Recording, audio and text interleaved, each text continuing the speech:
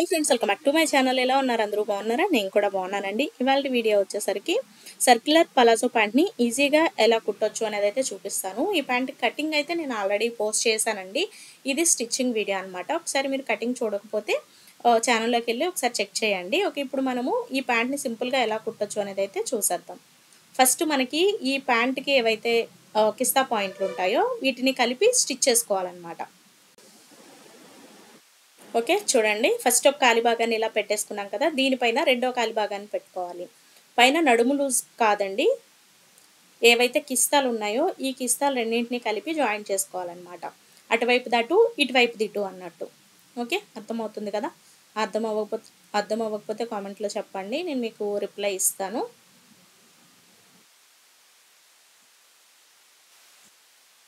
Okay, ఇలా చివరి వరకు కుట్టేశాక ఇప్పుడు అదే స్టిచ్ మీద రివర్స్లో రెండో స్టిచ్ వేసుకోవాలి. చాలా అంటే చాలా సింపుల్ అండి. కొత్తగా నేర్చుకుంటున్న వాళ్ళు కూడా ఈజీగా కుట్టచ్చు. ఒకవైపున కుట్టేసాం కదా, ఇప్పుడు రెండో వైపుది కూడా సేమ్ అంతే. చక్కగా ఇలా ఎడ్జెస్ని సమానంగా పెట్టుకుని ఈ రెండో వైపు కిస్తా కూడా జాయిన్ చేసేసుకోవాలి. ప్యాంట్ అయితే చాలా బాగుంటుందండి, తప్పకుండా ట్రై చేయండి. సేమ్ దీనికి కూడా డబుల్ స్టిచ్.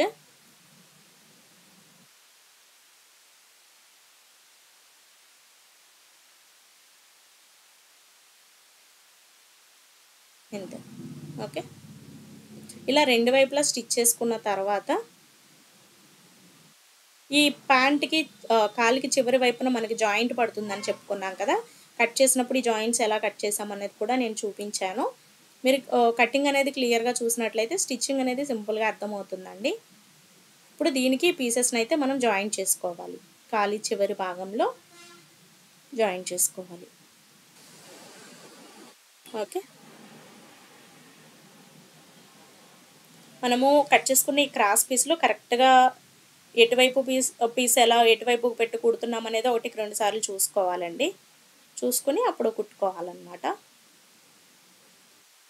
ఈ పీస్ జాయిన్ చేసేటప్పుడు అడుగున ఉన్నటువంటి క్లాత్ ఒరిజినల్ సైడ్ పై వైపున ఉన్నటువంటి పీస్ ఏదైతే మనం జాయిన్ చేస్తున్నామో అది కింది వైపుకు ఉండేలాగా చూసుకుని నీట్గా సెట్ చేసుకుని స్టిచ్ చేసుకోవడమే.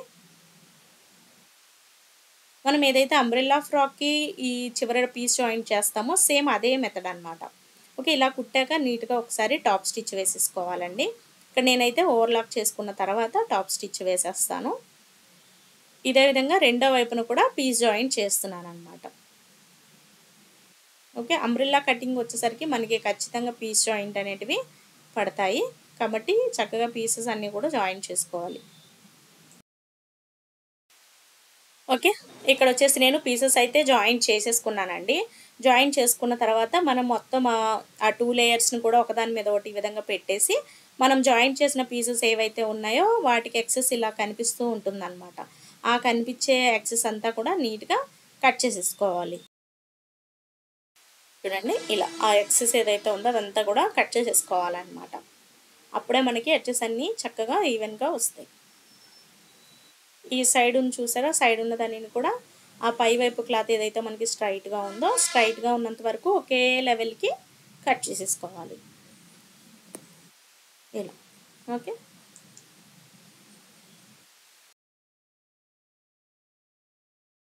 చూడండి, ఇప్పుడు వరకు మనం కుట్టిన దాన్ని మీకు ఒకసారి చూపిస్తున్నాను.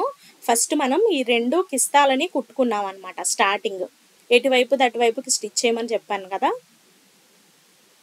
అంటే 2 భాగాలని కలిపి కిస్తాల దగ్గర జాయిన్ చేసామన్నమాట. ఇప్పుడు ఈ మిడిల్లో క్లాత్ని ఇలా లాగేసామనుకోండి, మీకు సగం ప్యాంట్ స్టిచ్చింగ్ అనేది అర్థమైపోయినట్లే. ఇంతే. ఓకే, చూసారా, మీకు ఇప్పుడు ప్యాంట్ షేప్ వచ్చేసింది ఇలా. ఇప్పుడు ఈ మధ్యలో కిస్తాలు 2 సమానంగా పట్టుకుని ఇలా కాలి భాగం ఏదైతే ఉందో దాన్ని ఇలా స్ట్రైట్గా సమానంగా వచ్చేలాగా చూసుకుని కిస్తా దగ్గర నుంచి మనం స్టిచ్ చేసుకోవాలన్నమాట. ఓకే, చూడండి, కిస్తా దగ్గర పాయింట్లు కరెక్ట్గా పెట్టేసి ఇక్కడి నుంచి స్టిచ్ చేయడమే.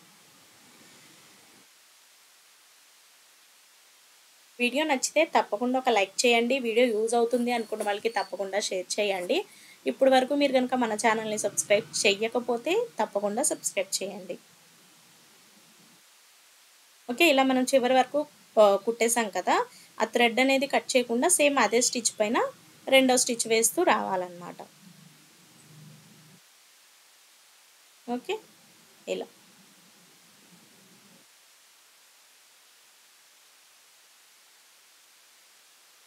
మళ్ళీ ఇటు నుంచి ఇటువైపుకి 2 టైమ్స్ 2 సార్లు కుట్టేసుకుంటూ వచ్చేయడమే.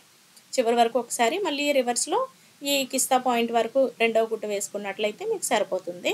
అటు 2 కుట్లు, ఇటు 2 కుట్లు అన్నట్టు.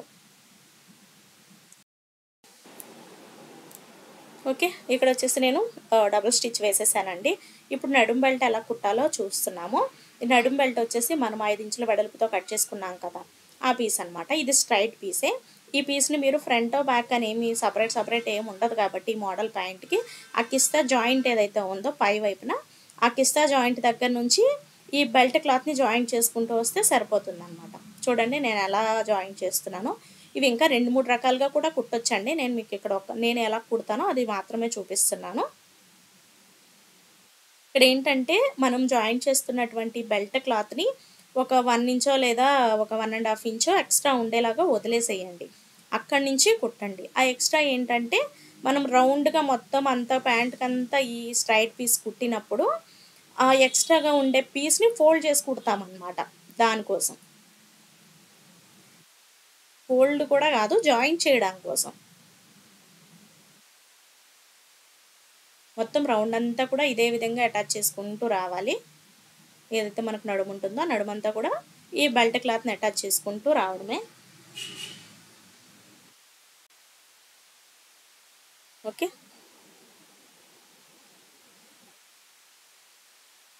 ఇలా ఇక్కడి వరకు కుట్టిన తర్వాత ఇలా పక్కకి తీసేయండి. స్టార్టింగ్ నుంచి ఎండింగ్ వరకు కుట్టుకుంటూ వచ్చాను. ఇప్పుడు వీటి రెండిటిని కలిపి జాయింట్ చేసుకోవాలన్నమాట. స్టార్టింగ్ ఎడ్జ్ అలాగే మనకి ఎండింగ్ ఎడ్జ్ ఈ 2 ఉన్నాయి కదా! వాటి రెండిటిని కలిపి జాయింట్ చేసుకోవాలి. జాయింట్ చేశాక ఇప్పుడు ఈ గ్యాప్ లేకుండా మళ్ళీ ఒకసారి ఆ గ్యాప్ లేకుండా స్టిచ్ చేయాలన్నమాట.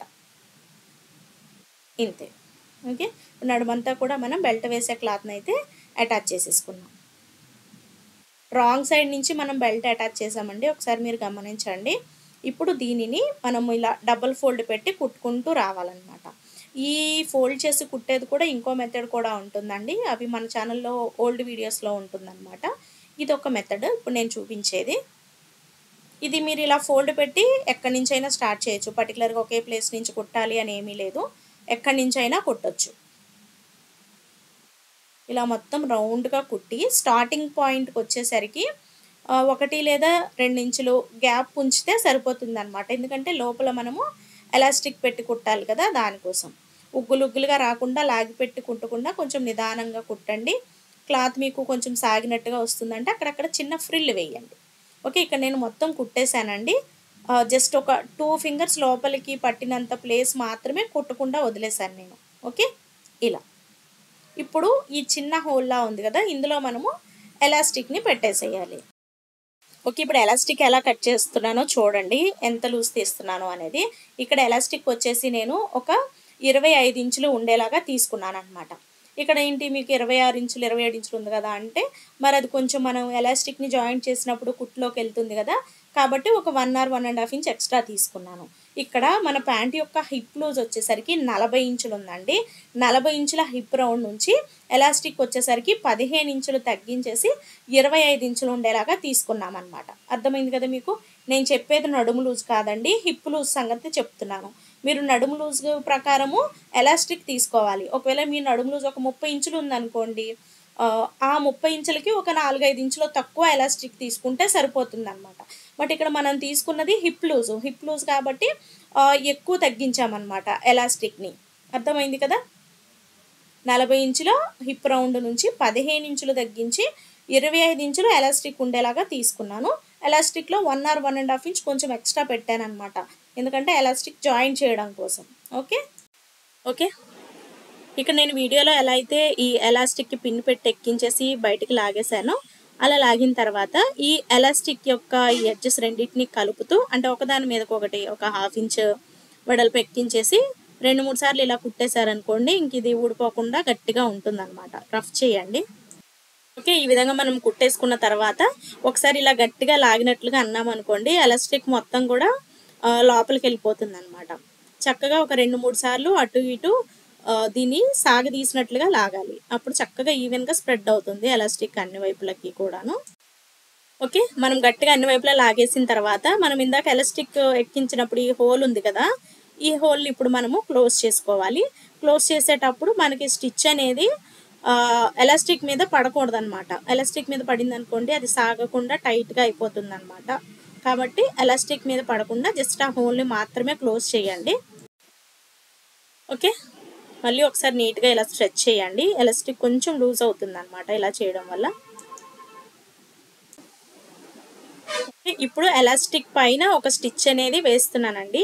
ఇది ఆప్షనల్ అనమాట. మీరు కావాలంటేనే వేసుకోవచ్చు. లేదా జస్ట్ లోపల ఎలాస్టిక్ పెట్టేసి ఆ గ్యాప్ లేకుండా ఇందాక నేను క్లోజ్ చేశాను కదా, అలా చేసేసుకున్నా సరిపోతుంది. ఇదేంటంటే నేను మిడిల్లో ఎలాస్టిక్ పైన ఒక స్టిచ్ వేస్తున్నాను అనమాట. ఈ స్టిచ్ చేసేటప్పుడు మాత్రం ఎలాస్టిక్ని కొంచెం లూజ్గా లాగి పట్టుకుని కుట్టాలి. లాగకుండా మాత్రం కుట్టకూడదండి. కొంచెం లాగి పెట్టి స్టిచ్ అనేది వేయాలన్నమాట. ఓకే ఫ్రెండ్స్, మనకి ప్యాంట్ స్టిచ్చింగ్ అయితే కంప్లీట్ అయిపోయిందండి. కింద ఈ గేర్ ఏదైతే ఉంటుందో గేర్కి మనము పీకోస్ చేయించుకోవాలన్నమాట. నేనైతే పీకోస్ ఇంకా చేయలేదు, తర్వాత చేసుకుంటాను. మొత్తంగా ఫైనల్గా ప్యాంట్ అయితే సర్క్యులర్ పలాజో ప్యాంట్ అయితే రెడీ అయిపోయింది. Thanks for watching.